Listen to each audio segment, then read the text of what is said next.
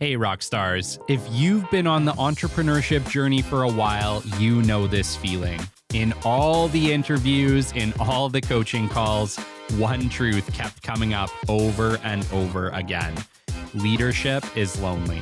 Business development is lonely. And entrepreneurship is lonely. You can't just talk to anyone about it. That's why I created the Catalyst Club, a private, values-driven community where you can speak the truth, be your authentic self, and connect with people who understand what you're going through and can actually help. We made it private so you feel safe.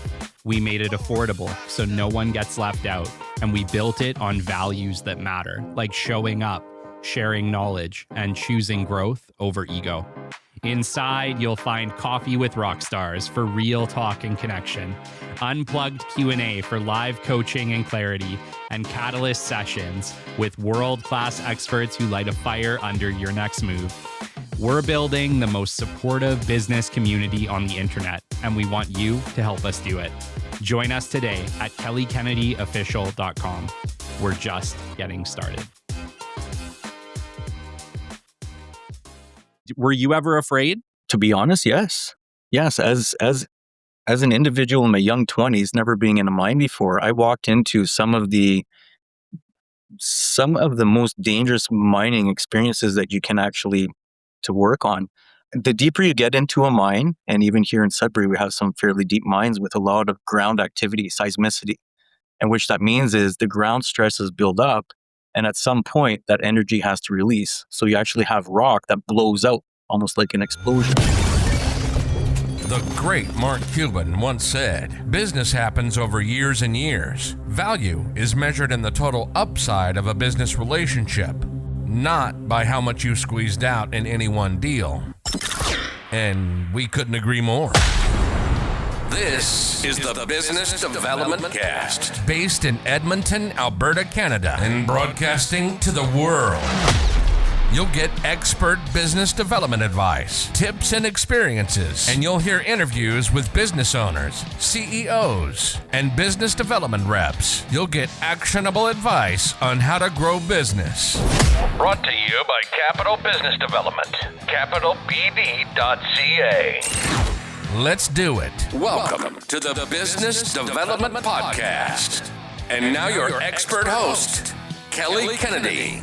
Hello, welcome to episode 316 of the Business Development Podcast.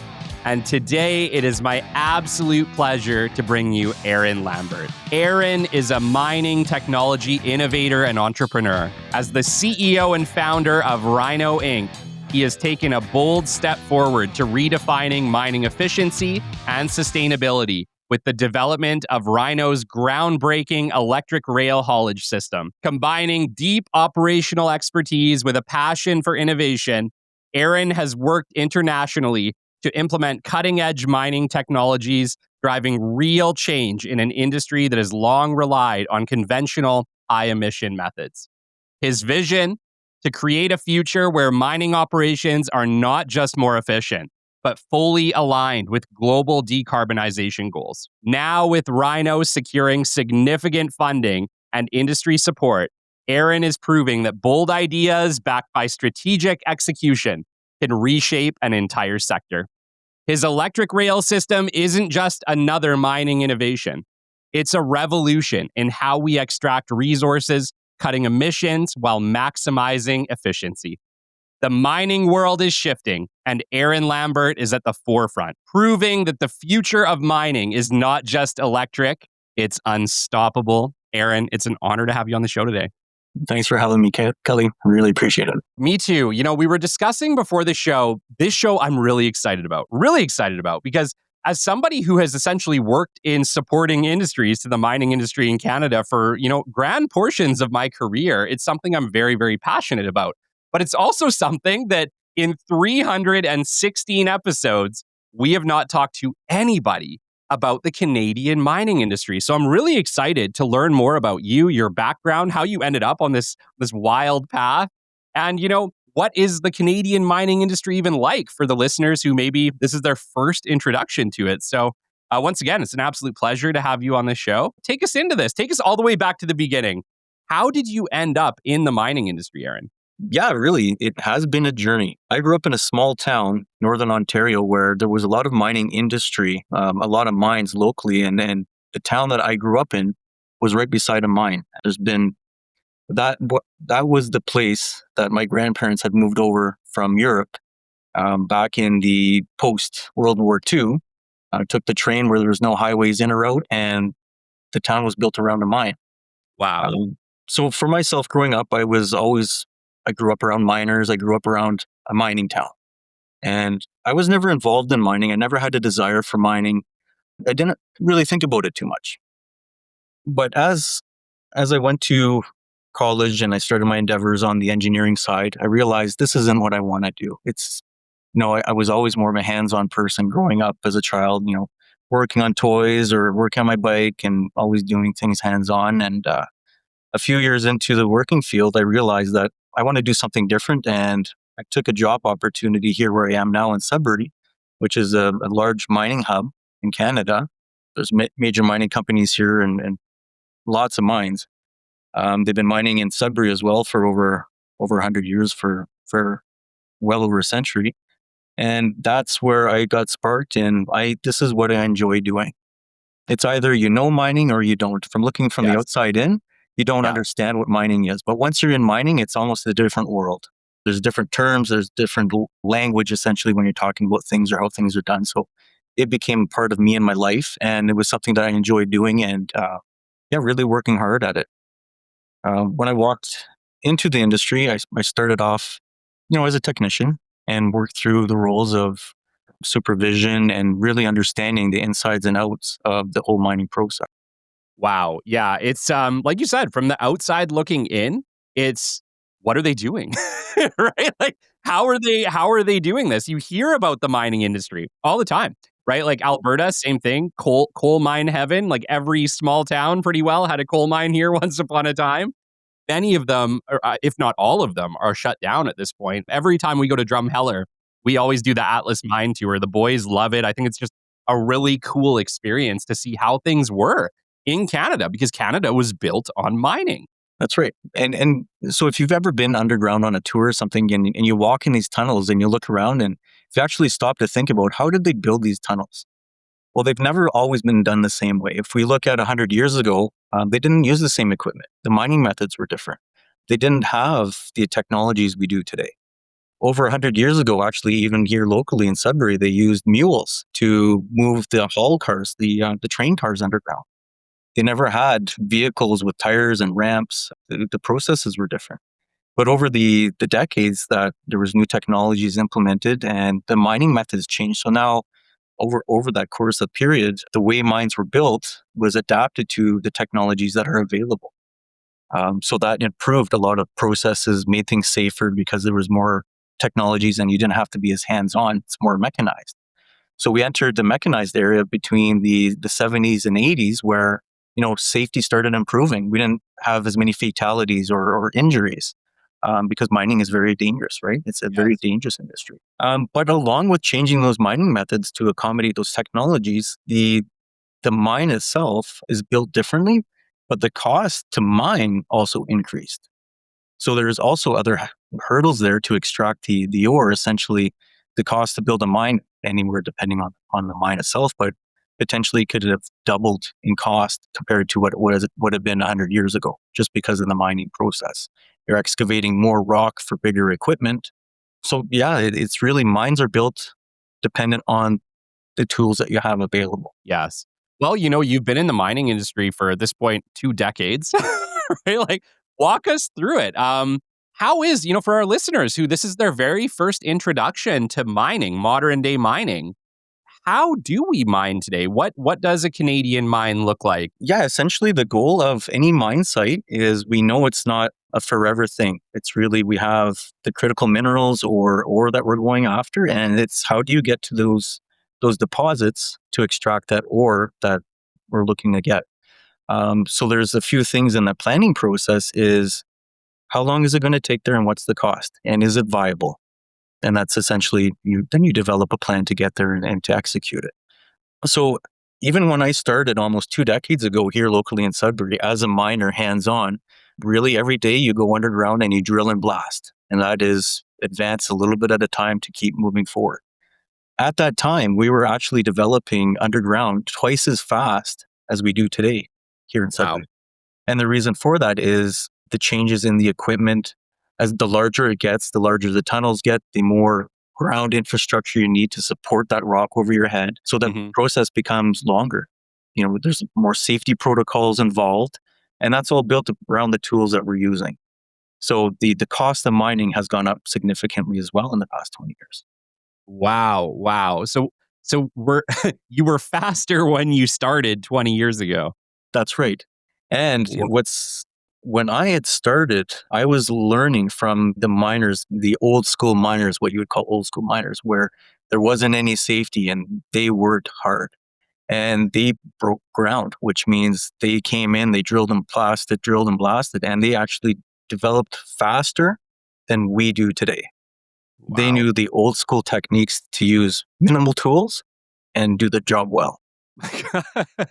Yeah, it is amazing sometimes how that old knowledge can sometimes bring a lot of value, especially if you're trying to be efficient at things. Mind you, it's just the Canadian way, right? We just put our heads down and we get it done, don't we? Yeah, that's right. That's right. Do what you need to do and get it done. That's right. That's right. Man, I can tell you, like, as somebody who has never truly been in a mine, not underground, like I've seen them from the outside, but I've never been in it. I know for me, I think I would start to freak out a little bit after getting underground, man. Like, I think I would be genuinely afraid of like a cave in or a collapse. Talk to me a little bit about that. Were you ever afraid? To be honest, yes. Yes, as an individual in my young 20s, never being in a mine before, I walked into some of the most dangerous mining experiences that you can actually to work on. The deeper you get into a mine, and even here in Sudbury, we have some fairly deep mines with a lot of ground activity, seismicity. And which that means is the ground stresses build up, and at some point that energy has to release. So you actually have rock that blows out almost like an explosion. Oh, wow. And that can happen at any occurrence where you have seismicity and the ground is banging like shotguns are going off underground. Oh, And wow. dust is falling and people are running. And those old school miners would say, you don't need to run because there's nowhere to go. You just you just go back to the safe areas because you don't want to get hurt running for no reason either, right? So yeah, some of the areas that we've gone back into underground here had collapsed and even had buried people. So mining safety is a big topic these days on how do we mine safely and how do we improve things. But on the other hand, how do we do it economically? How do we make mining viable at the same time? Wow. So mining is genuinely still very dangerous. People still end up in mine cave-ins. Yeah, it still happens today. It does. Not just here, in Canada, but globally. It's not something that we hear a lot about, but it does happen very frequently. Yeah, yeah. Like I don't think it's been a long time since I've heard about a mine cave-in on the news. I remember like cave-ins in caves or things like that. Like it wasn't that long ago. Those kids got trapped in that cave, right? That's right. And then Elon Musk even like sent help down to help get them out. But you don't typically hear it in mines, which to me, they're either not talking about it or mines are getting considerably safer. No, yeah. I mean, it's all part of the mining process, right? And that's what we're here to do is to improve those processes. What types of mines do we have in Canada? There's both open pit and underground mines, a lot of critical minerals, and also precious metals, as in gold and other minerals like that. So there's a wide variety of different minerals here in Canada. What's the difference between an open pit mine and essentially an underground? Open pit are excavated from surface only. So that's where the large pits are created. You have to take a lot of material out to follow that ore vein or deposit to go as deep as you can. And the underground mining is where you have an underground access tunnel or a portal, and you excavate the ore and the ramps to get to the ore. Everything is done from underground. Okay, okay. Why would somebody choose one way over another? It's really dependent on the ore deposit itself. What's that structure? What's the grade of that ore material? Is it high grade or low grade? And it comes down to those early feasibility studies, understanding what's the viability of the mine and how do we execute developing it. Okay, okay. Mhm. today, obviously, RIINO is going to be completely changing the way that we extract minerals, get it back up and down, get people down and minerals up, I imagine. Run me through this. How are we doing this today? And, where did the idea come from for this? Well, that's where the story starts, right? There's always a story behind something or innovation. Yeah. So mining itself is logistics. You've got to move material in or you're moving material out. And the biggest part of the logistics is rock material because we're drilling and blasting rock to either get somewhere underground or to bring that ore material up. So really for myself, with my past experience building mines, I was actually involved in a project here in Sudbury where the initiative was rapid development mining. And that was about 10, 12 years ago. So I went to the project to lead the constructability of a system that was supporting that rapid development process. And the ability that we had was we were not using the large haulage trucks. We were using a smaller sized equipment and we actually had smaller tunnels. So we were kind of replicating what was happening, 80, 90 years ago with small tunnels, but we were doing it on grade, on an elevation. It wasn't flat. And the rapid mining development part, we actually started achieving rates that were 4 times faster than we do with tunnels that are large for large haul trucks. So that part of the project was very, very successful. And that was just a pilot project. So taking those lessons learned and carrying that through to working with other real innovative technologies in the mining industry, I realized that there's more that could be done here. There's something that can be done for the mining industry, but it has to be figured out. But there is potential. So 5 years ago was when I decided to really start thinking about this a little bit more and putting, some thoughts on paper. And that's when really the journey began. Wow.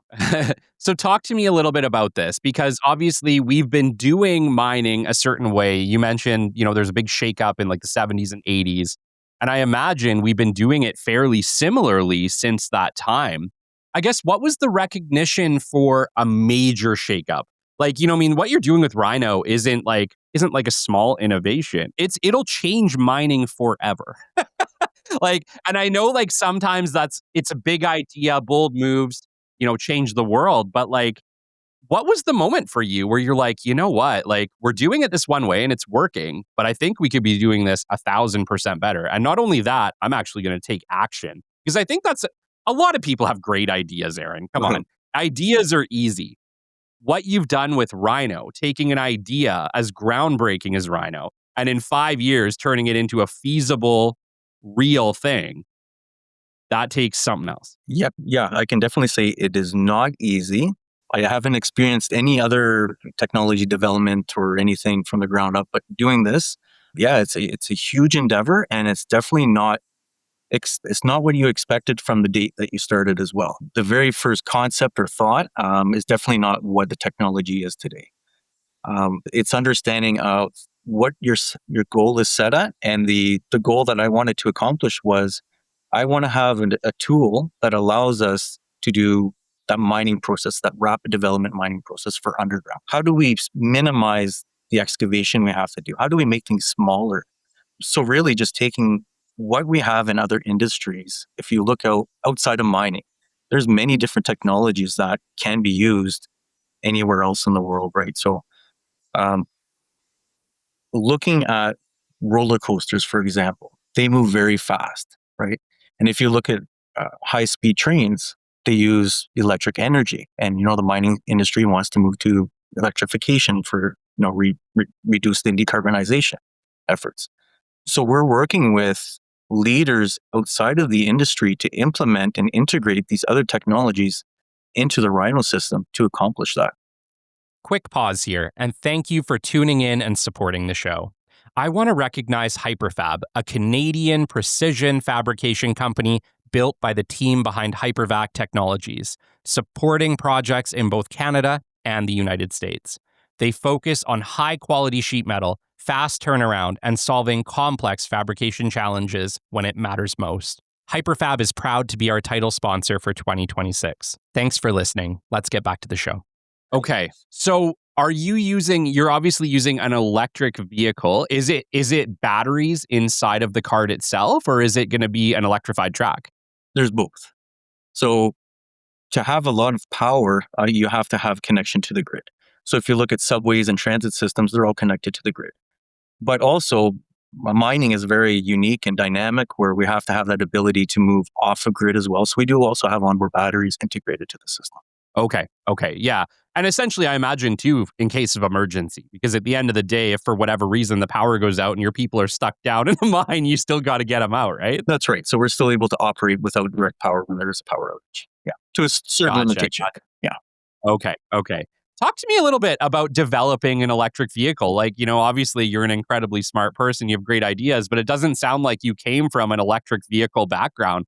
What has that been like for you trying to, get the engineering right, which we all know is never easy? For something that's never been done before, I don't think there is a right answer. And we haven't found anybody that has the answers because there is no answer. So yeah, just starting from the ground up, it's been one step at a time. We first worked through all the mechanical design to understand what is this capable of doing and how is it going to move. And then from there, which we're finalizing right now, is all the electrical. The electrical ties into moving the mechanical components. So there's a big mix between the capabilities of the mechanical components and how do we support that with the electrical motors and the batteries and the speeds and the power consumption, right? Everything that needs to be considered. Yeah. No, I can't imagine what that must have been like, trying to get the engineering on something like you said that's literally never been designed before. You can't even necessarily copy an idea. And honestly, dude, that was one of the main reasons I wanted to talk with you today. First, I want you to introduce my world, to RIINO. What is it? How is it different from the current way that we're doing this? And then I definitely want to get into how do you take something this groundbreaking, such a disrupting idea, and take it from idea to genuine, real product. The value in that for our listeners, Aaron, is next level. And the scale at which you're doing this, I think, is maybe some of the best scale in Canada that we can even give an example to. Like, it's that groundbreaking. So for our listeners who are hearing about RIINO for the first time, which is many, if not all, what is RIINO? How is it different? And then let's get into how do you take it from an idea step by step into a real thing? For sure. Thanks, Kelly. So RIINO itself is designed to move either material. Obviously, we want to move people and have full mine logistics to move everything in a mine. A lot of those things will happen once we validate the technology, the performance requirements, and the safety aspects of it. But ideally, the biggest benefit of this technology is to move rock inside of a mine. The cost of moving rock is the most expensive part of mining. Now, if you're looking at the difference between rail technologies or haulage truck or conveyor belts, rail is the most efficient means of transportation. And that's why we have heavy rail trains moving a lot of material because it's very efficient. It uses low energy consumption. And since we're able to incorporate technologies outside of mining, we can use things that are in the market already that has been tested. So really, we're configuring these components into our system. So with typical rail doesn't climb on incline, right? Usually rail is flat because we don't have traction with steel on steel wheels. We've incorporated rubber drive tires that actually provide the traction forces at any given time. So we can travel at flat grade up to steep inclines and maintain that traction, allowing us to design a mine like in any configuration. Wow. Yeah. But also on the other hand is when you build a technology, it has to be able to be incorporated into that application. So on the design side, it's very modular. It can be installed by everybody on site that has the tools on site already. We're not creating something that needs different equipment that isn't being used in a mine. We want to make sure that this can be installed and operated with what's already on site. Wow. So you're essentially making it very, very easy for existing mines to essentially incorporate this technology. They don't have to buy all this new equipment. They don't have to hire necessarily a specialized company, although I imagine you still come in to consult for the project. But at the same time, they can actually essentially install this themselves. That's right. From having the understanding of being in a mine and building mines, it has to be built for those miners, the people that operate mines and build the mines to use with what they have and the knowledge they have. So that's the intention of this. Talk to me a little bit about that collaboration, because that's actually what it sounds like. It sounds like in order to make this a reality, you really needed to collaborate with these companies to say, hey, I'm going to shake things up, but I get it. Because if I shake things up and I don't collaborate with you, it's gonna receive pushback. It may not fit your needs. Talk about what that experience has been like. Did you start initially by talking to some of the leading mining companies in Canada about what their challenges were, and then built this, or did you already have a pretty solid idea when you were going to talk to them for the first time? Yeah, absolutely. I've talked to a lot of mining companies, even very early on. I spoke to all the individuals I knew in different mines and different companies to get some feedback. And they were very interested in it early on. But I didn't really have a path of how I was going to develop this or build this. There were so many unknowns, but they were interested in it at the beginning. And a lot of feedback is, what would this look like? So I took that next step to do, I took it under myself to do a feasibility study with a third party engineering firm. I had an animation developed from the 3D models that I had built on the computer. And that really advanced a lot of those conversations. And I started working with the industry, and we started getting some good engagement. And really over the past 2 years is when we have some involvement and we started getting backing from the industry itself. And that's really what kickstarted this whole thing. That's amazing. So essentially, as soon as this is final, you essentially already have customers lined up from that initial discussion to say, hey, we're going to build this. If we build it, will you buy it? And they're like, yeah, absolutely, we're in. That's right. So we are working with industry leaders in the mining industry. Mining is funny though. Not everybody jumps in at the beginning to say, yes, we want to, incorporate this new technology into our mine, because obviously mining is very expensive. It's millions and millions, hundreds of millions of dollars to build a mine. And if you do it wrong, it's a huge failure. So the mining industry is very cautious. And that's why advanced technologies are slower to be integrated into mining. Yeah. But also the mining companies do understand we have to advance the industry. So a lot of these leaders that we're working with recognize those opportunities, and we're doing it we're taking a lot of caution, step by step, and we're working with them to ensure that the development of this technology is suited for all their applications. So we can mitigate those technology development concerns, that we know the criteria we're trying to accomplish, the performance requirements, so that when we implement this into the first operation, that it will be successful. Mines are really interesting. I spent a lot of time working for a large scale oil and gas maintenance provider who also supplied to mining. And I remember being in those conversations, talking with mining companies and them being like, look, we don't go down. We don't go down. If we do go down, it's for the shortest period possible. You talking about how every single day they're down is massive, massive losses to the company. And so everything with mining has to be done as quickly, as efficiently as possible. The maintenance needs to be done on time, on schedule. And the funny thing is, they're literally located in the middle of nowhere. So logistically, like you said initially, logistics are super important. And some of these mines are almost impossible to get to. And yet these things are done so quickly. It never ceases to amaze me how good we've gotten at essentially serving these mines, getting that maintenance done, and doing it, frankly, in the middle of nowhere. They know what they're doing when it comes down to logistics. That's for sure. It is, and there's a lot of planning that goes behind it. But you're very right. Everything is planned and a backup plan for everything. So if there is a failure, it's a lot of money lost very fast. And that's what it is in the industry. And really, a part of our initiative is the other side of that, to develop a mine. If we can develop a mine in half the time, we've saved millions of dollars just to develop, the capital cost of that mine. So yeah, there's a lot of benefit to this sort of initiative. Yeah, wow. No, it's incredible for sure. So, I guess the next question that I have is for all of our entrepreneurs listening who, have heard you talk about taking this thing from essentially a napkin into a feasible final product with even customers ready to go on a certain level. Walk me through that. You spent a lot of time in the mining industry, and you've been a leader of many different companies and organizations along the way. How does that translate into entrepreneurship for you? How did that essentially help you take something from an idea? Because like I said in the beginning, it's one thing to have an idea. People have ideas every single day. Not many are able to execute and even less are able to deliver something feasible.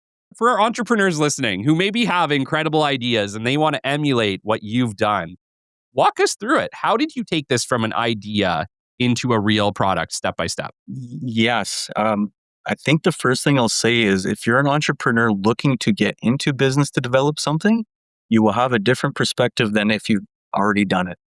There is no straight path forward. You can have a plan at the beginning, but that plan will change. You have to be able to adapt to those changes to be successful.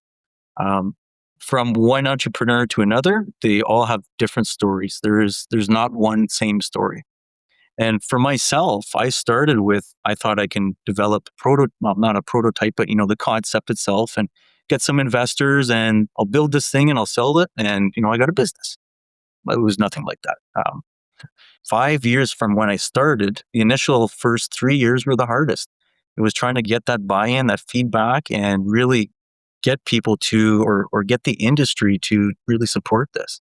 And even after getting that support, I was told this is the next step you should take. This is what you should do. And I would do that, but it wouldn't lead me forward. So it really turned out being one step at a time. And every step I had to navigate those hurdles and really figure out what to do. So for myself, it was really after I got some mining companies involved to support a feasibility study of what will it take to develop this. The next step was still unknown. We didn't know what we were going to do next on how are we going to engineer this? Who do we work with? As a bootstrap startup, there was no funding to start hiring engineers or engineering firms. So it's, how do we do this? What do I do? What do I do next? I don't have employees. I'm just in my house. Yeah, so it's months of trying to figure things out, months of connecting with people, putting yourself out there, really feeling uncomfortable every day, doing things you've never done, and having those conversations on, can you help me? Can you support me? What do you think I should do? And really being open to feedback. That's really what's helped me along the way. Wow. And it's not even like it's a small project. Like at the end of the day, this is, tens of millions of dollars in development in order to, take this thing from an idea on a napkin into a mine. I think we were talking earlier, you mentioned some of these mines are $100 million in development. Man, like many companies, like you said, are working bootstrapped, are struggling with how the heck do we take something that is going to cost something like that from an idea on a napkin into reality. You mentioned you've done it bootstrapped. You haven't really received a lot of exterior investment. You did receive a grant, but only just, right? That's great. That's great. Walk me through that. Because for a lot of people, they would look at the dollars and cents on this, Aaron, and they would say, I can't do it. I can't. It's too big. It's too big. And that's the part where you don't look at the whole picture. You have to look at it as one step at a time. You have to understand that it's going to take a long time. And you have to tell yourself, I got to look at it. What is my next step? I know where I want to be. And you just have to tell yourself it's going to take a long time to get there. And you can't get frustrated and you can't give up. You just keep pushing through it. And it's really navigating those obstacles one step at a time. Now, that's the business. And it's the same thing for developing a technology that hasn't been developed before. When I brought my first partner on to support me developing this technology, he's been in the innovative development world as well for his career. And we figured, well, we'll just start with this and then we'll do this and we'll design this. And it doesn't work like that either. As soon as you get into the technical engineering, you realize, well, I can't actually do this because the numbers don't allow us to do that. The engineering doesn't allow us to do that. Or we want to design it this way, but then it'll be so expensive, we won't be able to sell it commercially as a viable business. So there's a lot of trade-off studies, there's pros and cons, there's a lot of evaluation. And once you decide to go down one path, you may realize that doesn't work either. So you have to take a few steps back. So doing these things when you're developing the technology is you have to realize that you may not always make the right choice. You may have to take a few steps back and revisit those options and reevaluate and keep moving forward, not getting discouraged, right? It's a long process. Yeah, no, definitely. What were like some of the biggest lessons that maybe surprised you along the way that weren't so obvious? I think the biggest thing is you don't know what you don't know. Like I mentioned earlier about the electrical side, I'm not an electrician. That's a whole different language for me. But being in the middle of managing this technology development, those are things that I've had to learn along the way, is the voltages and amperages and heat rejection with thermal management systems. So those are all things that we've had to learn to speak to the different vendors, speak to the engineers, and tie everything together. And it's not something that we can avoid doing because we're managing this. We need to make sure it works, right? So it's there's a lot of learning that goes into this process as well. Yeah. And a lot of acceptance that you don't know what you don't know. And you have to be open to new ideas. I think a lot of people are really shut down to new ideas. They're like, oh, I got it figured out, or I'll figure it out. I don't need that extra help. And one thing that I've learned as an entrepreneur is I need all the help. I need every bit of help available to me at any given time. I need my community. I need government help. I need help wherever we can get it. I think that really needs to be a lesson for entrepreneurs, is that nobody can do it on their own. Not Aaron, not me, not the biggest multi-billion-dollar companies. They all rely on massive networks of supporters and people and businesses to make it all come together. And then that's absolutely right. You need your support network to support you through this whole process. And it's not that you can build that network in a few days or even a few months, depending what you're doing. And for this, it is really large. It does take a lot of time. And you slowly build that network out. You find those individuals that either support you, like I started with a few of my advisors earlier on, to support me with their experiences, to say, yeah, this is viable. They have years in the industry and they're well respected, and they're standing with me saying, yeah, this is viable. We believe in this too. That's one part of the support network. And then the other side is financially. Where do we have some financial support? And that comes from our partners and our future clients.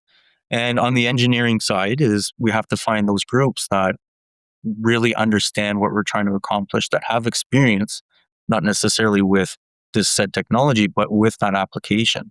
So we've found those groups as well, with those subject matter experts in different areas, in the electrical, the mechanical, automation, to really tie this all together. So it's a very collaborative effort. Yes. Did you ever have any moments of like just true doubt where you're like, I don't think I'm going to be able to pull this off? Did you ever have any of that, or have you just been able to just nose through it all? Even yesterday, I mean, every second day. We to be honest, we still don't have all the answers. We know that. We know that we have a lot of challenges going forward. I mean, we're still building this thing. Yeah. And we know from experience, installing other technologies, it's going to be other challenges when we get to site to put this in. We have to be prepared. We got to be diligent. We got to plan, and we have to have a backup plan. Yeah, it's there's a lot of doubt when you're doing something like this. And I think that's something that I want to talk to you about specifically, because it takes a lot of determination and grit to push through that. I think a lot of people quit right before the next big breakthrough happens. I like to say that before every big breakthrough is a massive dip of doubt. It's like, in my mind, when you are struggling the most with what you're doing, it probably means you're the closest you've ever been to the next big breakthrough for your business. And nothing in business is linear. I think we all like to look at it like, oh, we'd love to have this just perfect little straight upward line, but it never works that way, right? Typically it's, a little bit of up, then a lot of down, then a lot of up, then a lot of down, and then a lot of up, right? Like it's like this gigantic mountain. If you really look at the bar graph, it's never linear. It's usually pretty massive increases followed by sometimes pretty massive downslopes as well. Walk me through the roller coaster. How are you able to keep yourself motivated, keep yourself excited? Don't let the negativity, essentially destroy your dream. Yeah, I mean, and that's the other side of negativity. There's a lot of people that are watching or we talk to that, there's not much engagement. There's only a very few that are willing to support us or encourage us, until we get to the point where it's done and we're done this whole thing. But, as a small group, we're doing this as a startup and a bootstrap startup. We have a small team, and we say to each other, this is a roller coaster ride. We have those days where, wow, this just came through, like the funding, for example. Wow, this is great. Yeah. And then the next day is, well, we can't do this with the engineering. Oh no, what do we do now? And now it's really dark day. It's like, what do we do? Because we don't have the answers. And then we spend a few days pushing through it and, doing more evaluations, and we have a solution. So there's a lot of up and down, left and right, and yeah, it is a journey. Let's call it that. Yes. I know you have partners. We're not necessarily allowed to name them just yet, but I do want to talk to you a little bit about partnerships. And, what have those partnerships? Because I think by the time this show comes out, it's probably likely there will be more publications on your partnerships. So if people want to look, I'm sure they can figure it out if they dig through the internet. But what has that partnership support in, or what is that partnership support um, done to really help you take this to the next level? Like, talk to me a little bit about the support of those partners and what it means for RIINO or what it's meant for RIINO on this journey so far. Yeah, our partners, I mean, you can find them on our website as well, but they are the end users for this technology. They're the ones saying that, yes, we recognize that we need to do something different, and this is a viable option. They understand mining, they understand technologies, and they understand those processes. And they not only believe in this type of technology, but they believe in us as individuals. It's really about relationships that we have with them and showing them that we're doing what we said we would do. We're taking support from them to say, okay, what do we want to design this for at the very beginning? And we started off with a big workshop. What are we designing this for? What do you guys need as an end user? So by incorporating that into our development plan, it's really we take one step at a time. We develop, the scope and deliverables, and we walk through it one step at a time, developing this technology and getting their feedback on a biweekly basis. And yeah, collaborating. This is what we need to do next, or this is what we need for funding in the next steps. We just keep navigating through that. How have you been able to take that feedback and implement it into your designs? I guess like one of the questions that I have is, customers give feedback all the time. Whether or not we are able to implement that is not always possible, although we should wherever possible. Walk me through it. How has the feedback from these partners influenced your initial design to the final design? Yeah, a lot of the technical details, the fine details of the system are from those considerations. If we were just building this for an underground mine, for example, the design would be a little bit different than if it was for surface.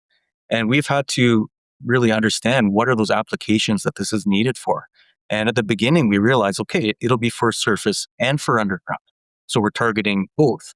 So when we started getting into the design itself, those other considerations for surface, water, rain, snow, freezing temperatures, you don't have freezing temperatures underground.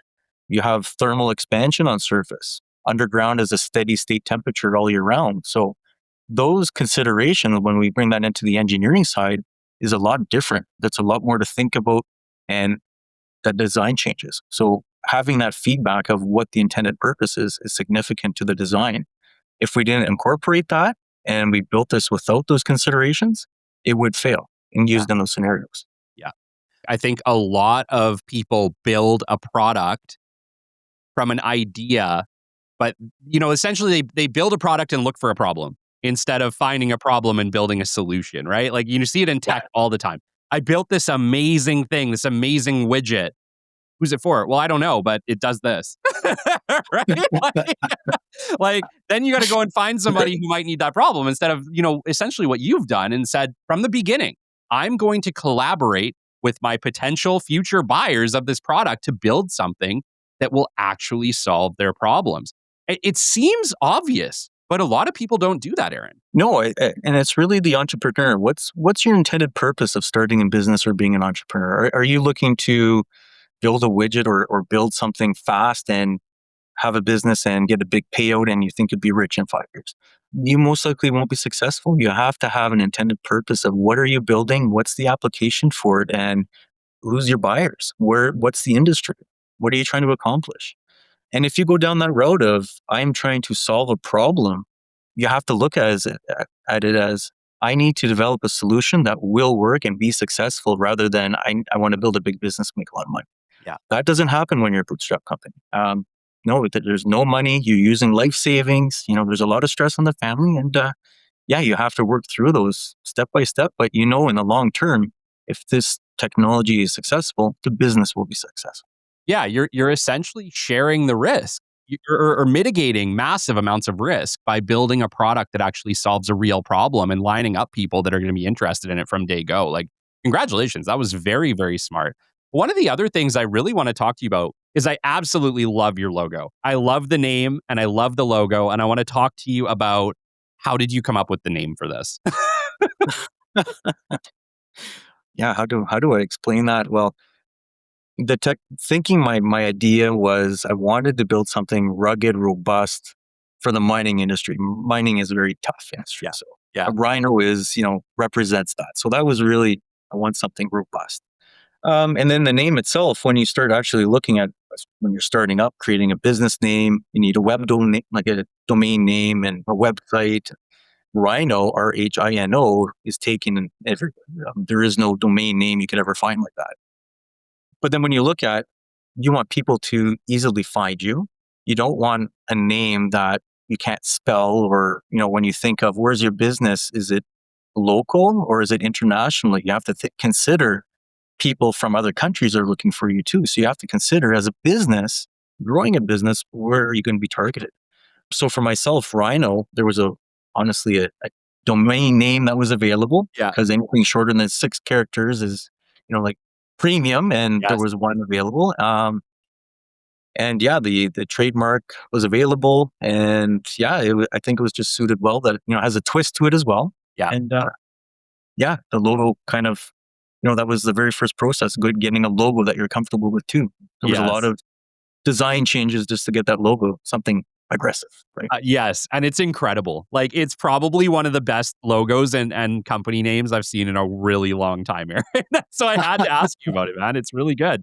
And yeah, it sounds like you put a lot of thought into that process, and that makes a lot of sense because in my mind, with all the businesses we've started as well, that was consideration number one. How do we make this as easily findable as humanly possible? Even with this podcast, it was a sheer miracle that a podcast named Business Development Podcast was even available. It was, thank God. But the moment I knew that, I was like, okay, well, this is the one. If people are looking, they're going to look for the Business Development Podcast, right? That's So right.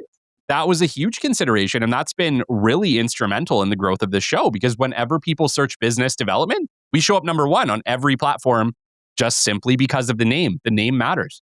That's right. Well done. Thank you. Thank you. You as well. Aaron, I want to talk about the grant. Sure. You received a $2 million Canadian grant from the Northern Alberta Heritage Fund Corporation. Talk to me about that. That's got to be game changing for this development. Yeah, I can explain that a little bit, how these grants work and supports the businesses. Yeah, I mean, these funding opportunities are there to support starting businesses and developing businesses. It's not something that will take you from point A to point B. Obviously, there's a lot of milestones that you have to target, and it's not money up front. So to be honest, it's not like they drop 2 million in the account. You have to spend the money and you have to claim against it. You have to provide the invoicing and you have to meet those milestones, right? So it's a project based type funding incentive to help these initiatives. Yeah. How have you found essentially the Canadian support, for business? Have you found it easy to work through, challenging to work through? Is it obvious? I know with Alberta, man, we apparently have a million things available to us, but it's done through so many different branches, Mhm. whether we're talking Edmonton Unlimited or Alberta Innovates or Prairies Can, that it can be really challenging to navigate. And one of the goals I had with this show was to shine a big bright light on the Alberta innovation ecosystem and interview each one of these people independently to get a better idea. But I'll be honest, man, the further I go down this path with that, the more confused I actually get as to why they don't have a more simplified system. Yeah, and it's the same in Ontario for us as well. I mean, we have provincial funding and federal funding, but there is no one platform that can suit every different type of business structure, whether you're in Yeah. retail or you're in deep tech like we are, or everything is different. So these platforms aren't tailored to those different types of businesses or those different types of startups. So what I am doing has been very difficult. It's very highly capital intensive, and it takes a long time to develop a technology. You know, these incentives from the government, yeah, they're a long process. For us to receive the funding, the application was submitted 12 months ago, right? Wow. It's a long process. So you can't just start the business thinking you're going to get support where you don't want to run out of money before you get that either. So it's a nice to have. and you can build that into the development plan, but it's not something you can rely on per se. One of the questions that I have, and from a Canadian to another Canadian, man, I get it. Like, we want to support Canada wherever possible.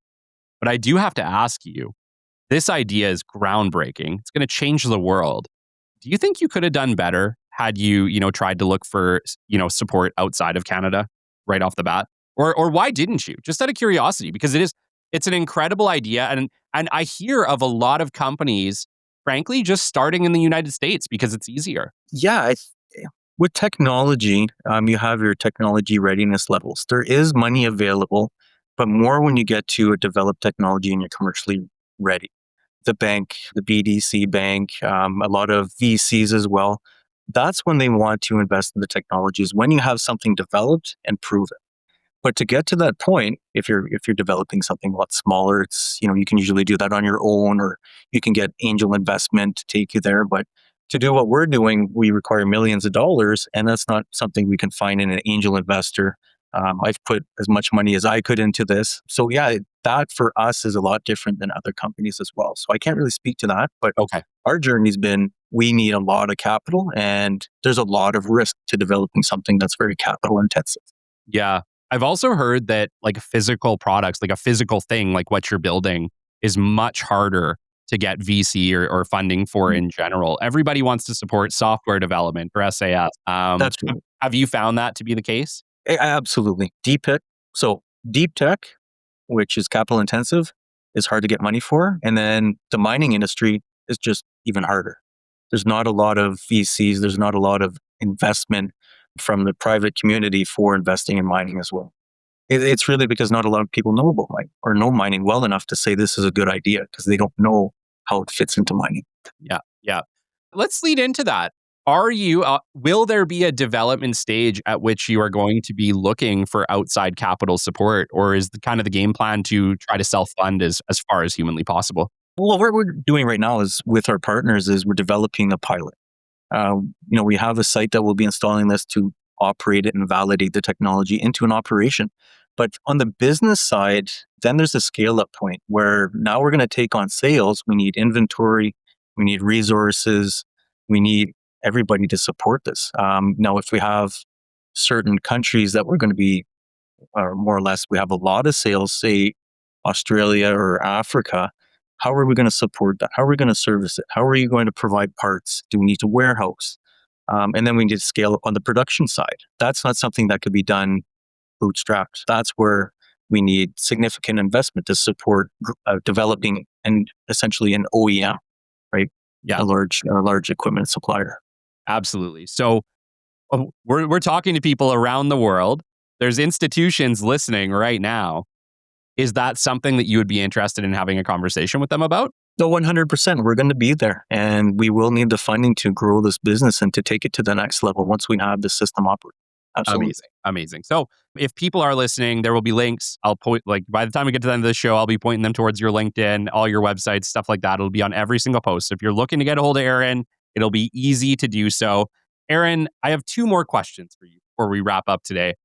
One, I would love to know, dude, this is groundbreaking. It's incredible. You're right there. You're right on the bleeding edge of the next big thing. What do you think 10 years from now looks like? If you were to look 10 years into the future for RIINO, what's happening? I can't even forecast the next year, but if all goes well, we're going to have a system that works, and we're going to be having a lot of fun. We're going to be out of the day-to-day, grind and be having a lot more fun. Yeah. I totally feel you. No, I genuinely think this is going to change the world. And I love it when Canadian technology changes the world. It's proud Canadian. I love to hear it, man. So congratulations on that. And, last but not least, what advice would you give for, new inspiring entrepreneurs who want to really groundbreakingly shake up the industry, disrupt the industry in the way that you're doing, literally going to change the world? What advice would you give for somebody with dreams that big? If you have a dream and you're willing to push forward and to do it, don't give up. Just never give up. You will be discouraged, and it may happen every day for a long time, but if you don't give up, you will get there. That's really what it comes down to. Amazing. Don't give up. Aaron, this has been absolutely incredible. Thank you so much for joining me today. Thank you for sharing this journey. I'm excited for you, man. I can't wait to see what comes next, and really appreciated your time today. Thank you, Kelly. And when we have this ready to go, you're more than welcome to come take a look. I would love to. I would love to see it. I hope to. I hope to for sure.